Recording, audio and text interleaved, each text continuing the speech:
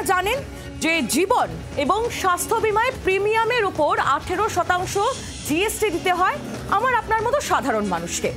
বিরোধীরা এই নিয়ে লাগাতার সুর চড়িয়েছেন, আর বিরোধীদের সেই চাপের মুখে পড়ে এবার কি কিছুটা সুর নরম করতে চলেছে কেন্দ্র? আশায় বুক বাঁধছে আম আদমি।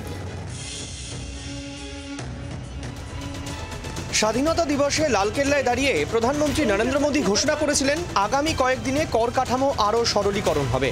দেশকে সমৃদ্ধ করার লক্ষ্যে করের বোঝা কমিয়ে নেক্সট জেনারেশন জিএসটি চালু করা হবে। समय की मांग है कि हम एक बार उसको रिव्यू करें।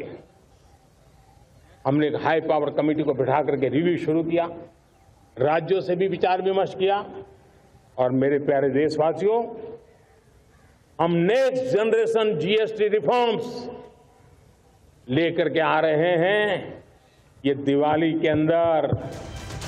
তারপরই স্বাস্থ্য বীমা থেকে জিএসটি পুরোপুরি প্রত্যাহার করার পথে কেন্দ্র। মন্ত্রিগোষ্ঠীর সিদ্ধান্ত কার্যকর হলে 18 থেকে 0-তে নিয়ে আসা হবে জীবন ও স্বাস্থ্য বীমায় জিএসটি। জিএসটি কাউন্সিলের পরের বৈঠকে সিদ্ধান্ত কার্যকর হবে। তবে এর সুবিধা সরাসরি নাগরিকরা পাবেন কিনা তা নিয়ে সংশয় রয়েছে মন্ত্রিগোষ্ঠীর সদস্যদের মধ্যেই। ধারণা, এতে বিমার প্রিমিয়াম কমবে না।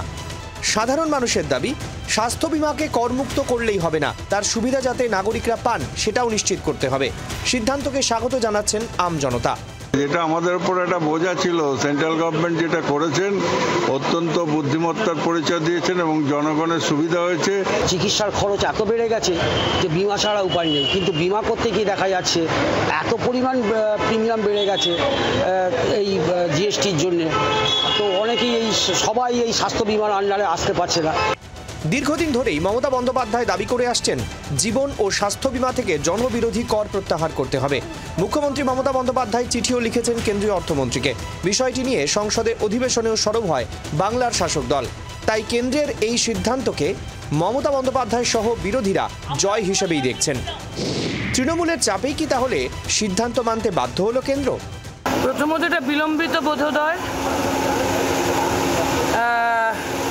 অনেক দেরিতে হলেও খেলার নাম বাবাজি বুঝেছে যে না ভাই, মানলে বড় অসুবিধা হতে পারে, ভোট বড় বালাই।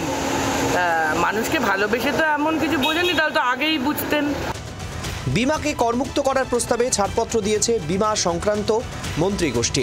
বুধবার এই সিদ্ধান্ত জানিয়েছেন বিহারের উপমুখ্যমন্ত্রী তথা বিমা সংক্রান্ত মন্ত্রিগোষ্ঠীর कन्वीनर सम्राट चौधरी। प्रधानमंत्री जी ने लाल किले से कहा है कि इंश्योरेंस के सेक्टर में इंडिविजुअल या उनके परिवार के इंश्योरेंस को, हेल्थ इंश्योरेंस को फ्री एक तरह से जीएसटी से मुक्त किया जाए।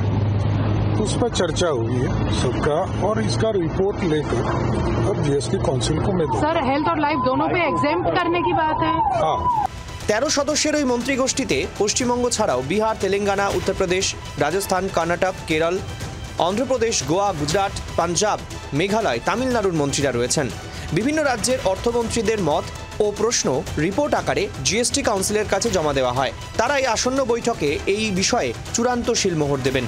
যদি ব্যক্তিগত পলিসিকে জিএসটির আওতার বাইরে রাখা হয় তাহলে বার্ষিক 9,700 কোটি টাকার রাজস্ব ক্ষতি হবে কেন্দ্রের। সেক্ষেত্রে কেন্দ্র বা বিমা সংস্থা কেউই এতটা ক্ষতির মুখে পড়তে চাইবেন না বলে মনে করছে ওয়াকিবহল মহল। তাহলে অন্য কোনোভাবে সেই দায় সাধারণ মানুষের কাঁধেই চাপবে না তো? প্রশ্ন উঠছে। ব্যুরো রিপোর্ট, জি24 ঘন্টা। বাংলার আওয়াজ, বাঙালির আবেগ, জি24 ঘন্টা।